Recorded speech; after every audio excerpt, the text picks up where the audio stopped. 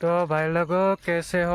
आज हम लोग ऐसे यूट्यूब पर छोटे छोटे व्लॉग अपलोड करेंगे और टाइम पास करते रहेंगे। जैसे देख रहे हो पीछे से कोई बाइक आ रही है,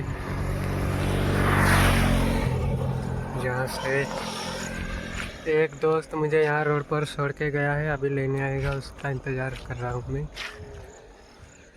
तो गाइस हम लोग थोड़े बहुत बाइक पे भी घूमते हैं, देख सकते हो इधर।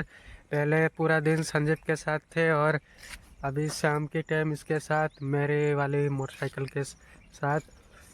और अभी यहाँ पर हम लोग इसी बाइक के साथ थंबनेल खींचेंगे, जैसे ये वाला बंदा खींचेगा।